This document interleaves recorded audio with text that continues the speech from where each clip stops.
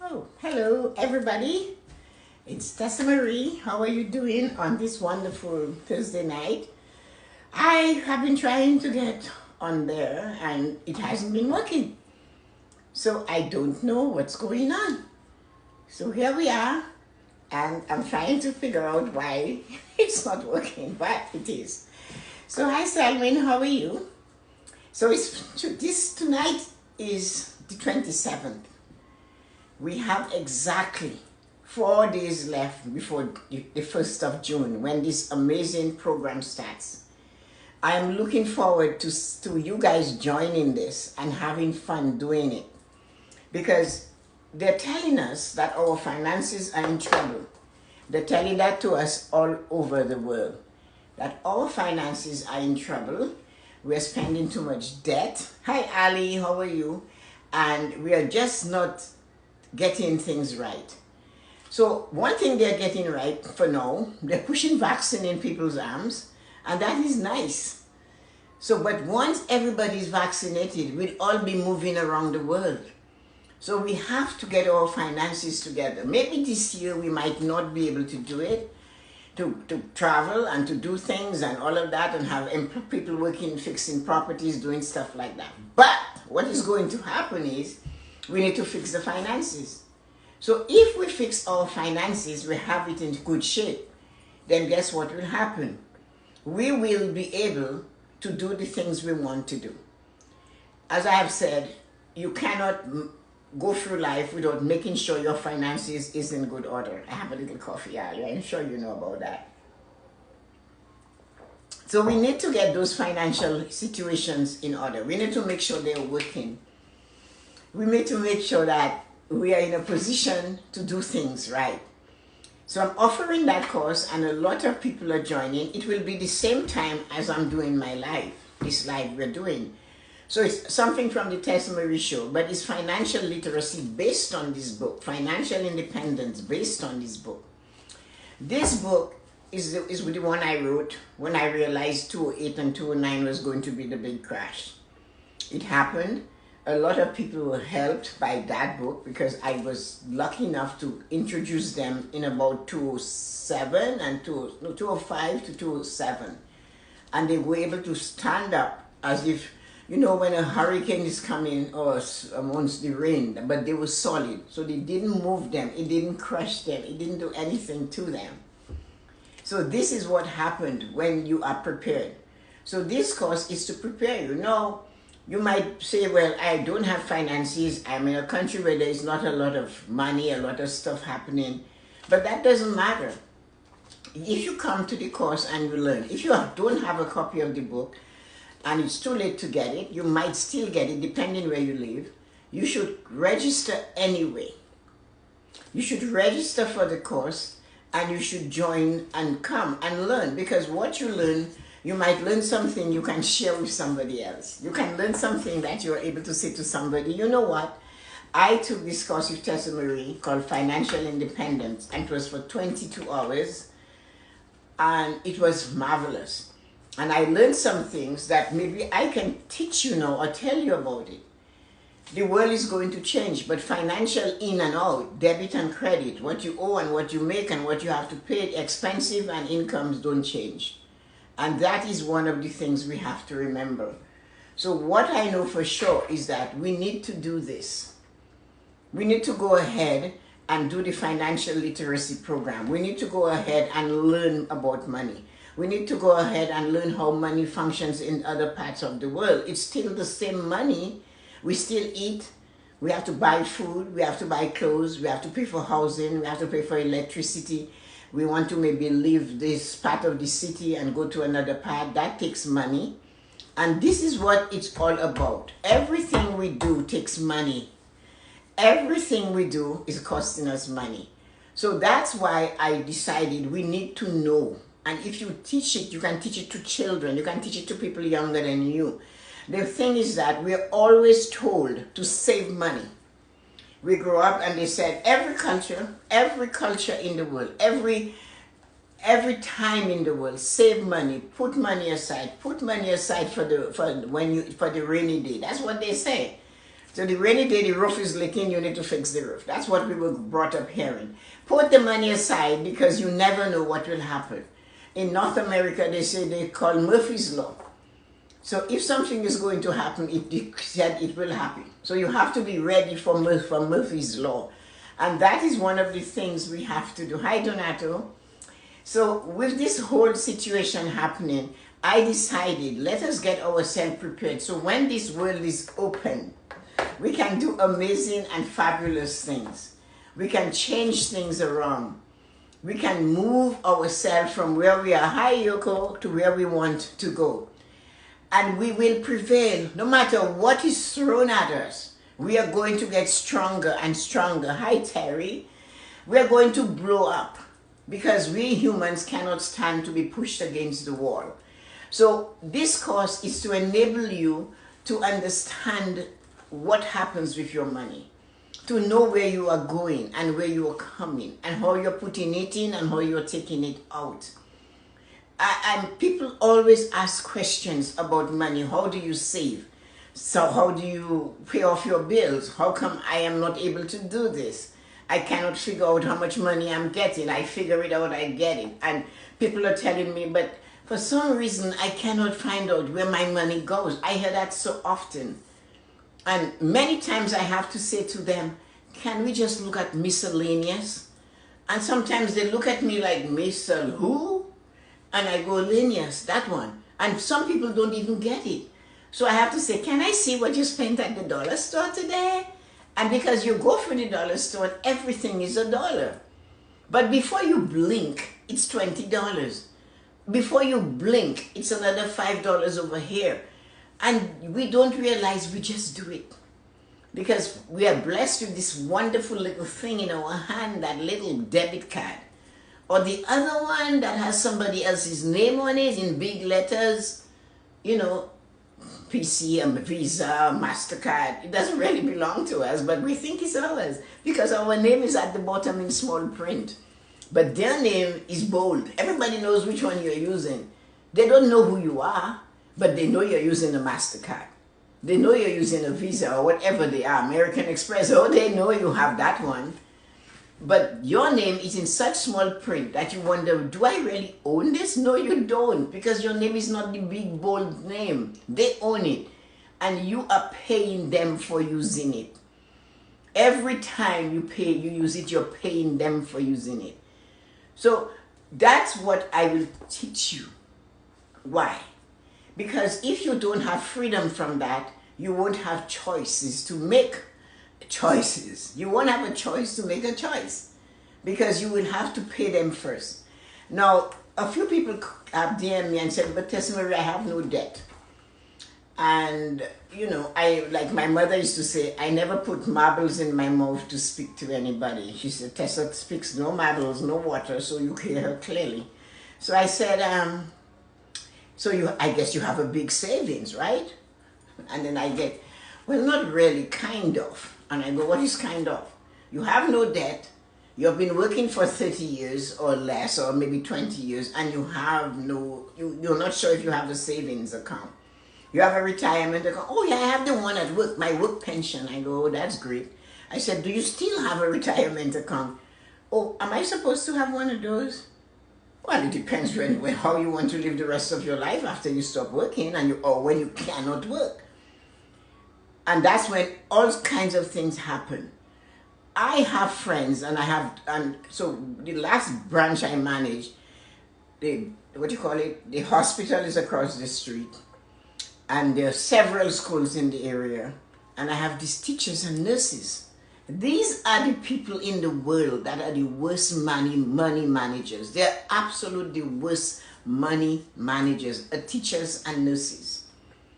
The teachers are the worst ones, especially the ones in Toronto, in Ontario, in Canada, period. They'll tell you, they look at you and they talk to you in a way like if you have never heard of the Ontario teacher's pension, you don't exist. My friend says to me, well, you know, I have I'm a teacher. I'm a French teacher, Tessa-Marie. I make $120,000 a year. So you know, I don't you hear the pension? Can you imagine my pension? And then, but I had dealt with people older than you that retire. Yes, I know the pension. And I said, do you know when you retire, you have to pay for your benefits? No. And then she retired. So she has to pay for the benefits. Teachers' pension is great. They own buildings all over the world. What they give you is a lot. But as you get older and you need dentistry and you need this, you have to pay for those things. Lucky for her, the government pays for the other type of stuff. But those things are expensive. So then I said to her, great, you have a great pension. So why are you double dipping? Why do you have to go back and work so much, 60 days a year as a teacher? She said, well, just paying for what I have to pay for is just so much. I said, oh, I see. So now she knows young people that are teachers, and she's telling them, make sure you have a 401k. Make sure you have an RSP, because you need that extra income. The nurses, though, they make so much money. And they'll work at one at the hospital, already bringing maybe 80, 90K. And they go to a home and they work and they have another 24. So these women can buy their own houses. And they have to understand that they must put money aside. They too have a pension. But they need so much more attending to, because they'll have worked non-stop. They'll work 36 hours at the hospital, 24 hours. So they work 3 days at 12 hours shift, 2 days at 12 hours shift somewhere else. So they, of course, they retire. But when they retire, they need a lot of medical help because of the stress on their body, on their mind, and their spirit. So you have to make sure you put money aside. No matter what you do, this program I'm offering you is to give you financial independence, which is fixing your financial health, making sure you're financially healthy. The other part that will develop is to give you financial freedom. Once you're financially healthy, then you have a choice to give yourself financial freedom. And once you have financial freedom, you have the ability to choose where you live, how you live, what you do after you've retired. And that's what it is. So with or without debt, you still need to know how to manage your money. You need to know what to do so you don't pay as much taxes. You need to know what you should do so that you have money put away for different things. Things happen. And you retire, and all of a sudden, if you own a home, all of us know. So you put the roof in next month, and then you decide something else has to fix. It's a circle that never stops. And if you don't have a solid income coming in, you need to do that. You don't retire with a mortgage. You need to get that debt off your back when you retire. You don't want to be 69 and 70 and still have a mortgage to pay. So this is what this will teach you, how to manage your money properly. So let me see what you guys are thinking. Besides saying good night, hello to everybody. So, oh, that's nice. Everybody's saying hello. Murphy's Laws when you meet at the bar for the beer and the toast. Is that what it is? Okay, Donato.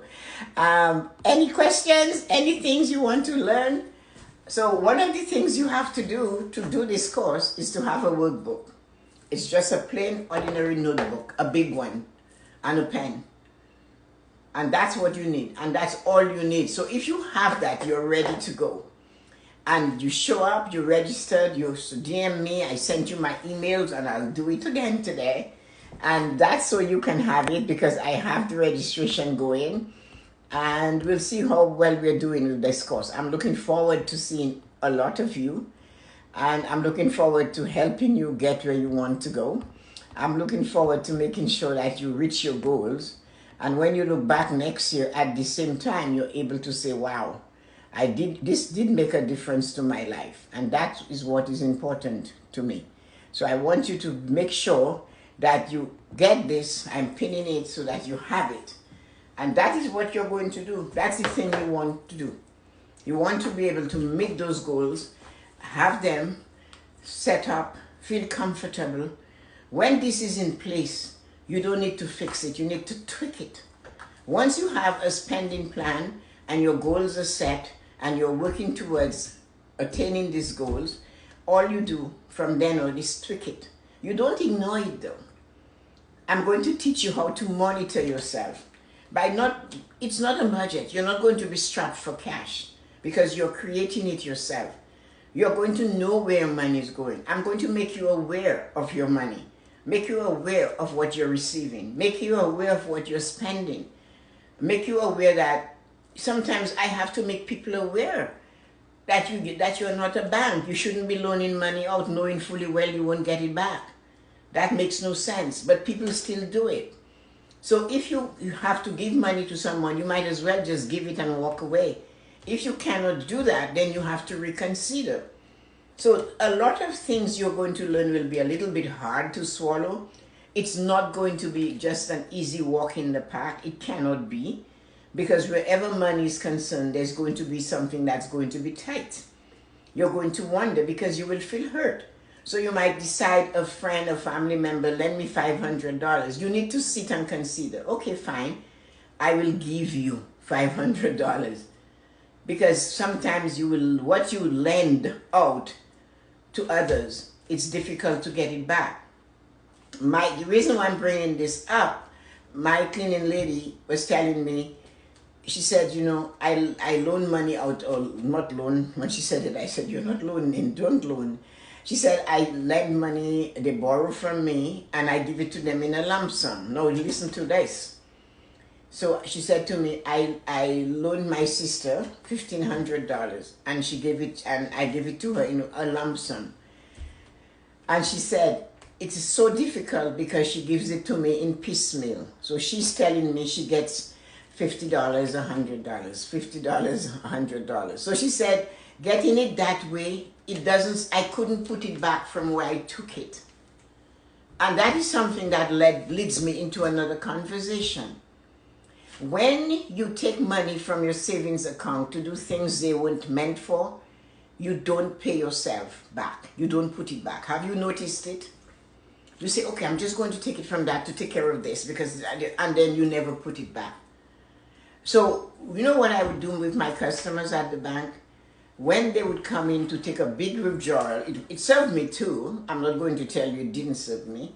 But when they came to take money to do a big thing, like $10,000, even $5,000, and they're going to do a repair, they're going to fix something in the house, and they're using their cash. And you can look at that person's face to see that, or how they talk, or what they say to you. It depends on the relationship you have with the client. And many times they say, Tessa-Marie, I really don't want to take this money out. It was meant for my retirement, but this situation here, I need to take it out. So what I devised, I said to them, so why don't you give yourself a loan? So it served me, the money stayed under my portfolio, I didn't lose it. And I said, we will take that money, we will hold it as collateral for you for 2 years or whatever, if it's a lot, 10 years, 5 years, it depends.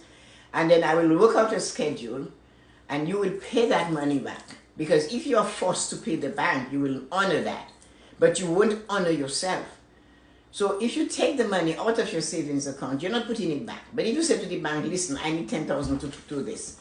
So here is my 10,000, hold it as collateral, and the bank will gladly take it because they will invest it. And they will give you the loan of 10,000 in a line of credit or a small loan, whatever you want, and you pay that loan back. Once you pay that loan back, your money plus the interest you have earned is now reverted back to you. It's yours again. But if you take that 10,000, how many people here tonight have taken $10,000, $5,000, $100 from their account and put it back? You don't. You have good intention to, but you don't, because we don't honor ourselves. We don't give ourselves an opportunity to pay ourselves back. We don't respect ourselves. We don't love ourselves enough. We don't honor the promises we make to ourselves. We don't do that. As human beings, we forget to honor ourselves. We forget to honor the promises we make to ourselves. We will keep a promise made to a bank, to an institution, for fear that they might take me to court if I don't pay them, right? I will lose my credit rating if I don't pay them. But if you don't honor yourself by paying back the loan you took from your savings account to buy something or to give away or to lend or to borrow or to do what, it doesn't matter. Who's going to hold you responsible? Who is going to say to you, you shouldn't have done that or you should pay it back? Nobody. But every now and again, a little bit of a feeling hits your head and you go, I shouldn't have done that, you know. I could have figured something else out, but you never do. I always do, and make sure of it. Honor your word. Yeah, it's the action. Honor that payment. Walk and say, I need the money, goes back. I took it from you, I'm putting it back. And that's what it is. So this is what I wanted to bring for you tonight, letting you know this is parts of the program as you go through what we will experience. So if you have any questions, let me know, and let's see what we can talk about. If you have any ideas, or if you say, are you going to talk about this, leave me a question or make a statement like Donato, who said that he always makes sure he honors his word to himself. And that is a big and powerful thing. And if you can do that, I'm really pleased, happy for you, because I meet too many people who can't. So give me some questions, or I might have to tell you good night. Choice. Do you want to stay with me and ask me a question, or you want me to just stand there and smile with you? That's what I want to know. So there you go. Waiting. I gave you everything I have. It's 27 minutes past the hour. And I'm waiting to see what you have to say, Donato, or have you left the building? Selwyn, Yoko, Donato, Terry, and Ali.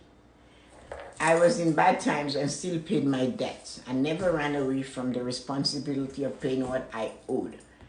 Well, you know, Donato, yes. But did you owe it to yourself, or did you owe it to a bank? What I'm stressing on tonight is, did you pay the debt?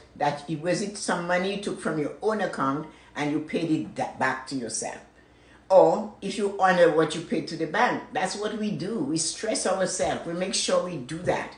It's when we don't do that for ourselves, both. Well, that's really good. I'm really proud of you, because this is amazing for you to do that. That requires tons of discipline.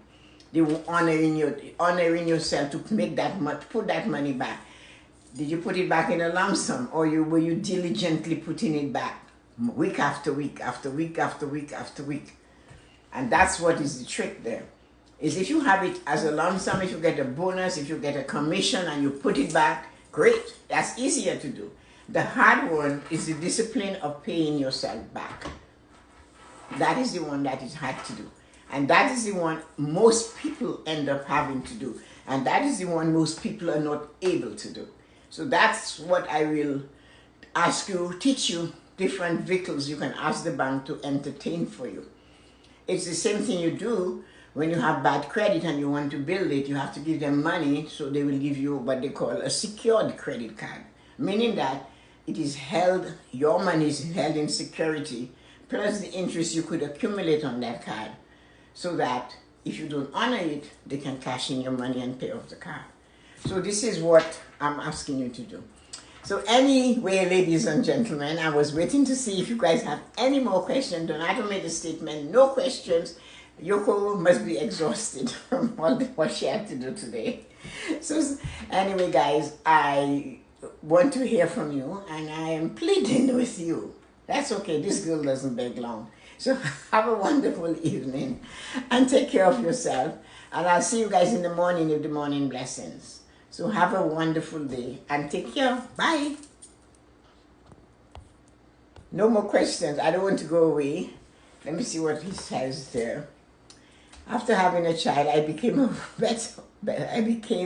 way better with my finances and managing money. That, you know what, Donato, most people have to be facing something like that. They suddenly grow up. And a lot of men are the ones facing this situation. When they realize they have the responsibility of a family, a lot of them just get into gear and bury themselves into it and work it out. So you have to be commended. I'm happy to know that. So take care, everybody, and I'll talk to you guys tomorrow morning at 8. Have a wonderful evening. Bye-bye.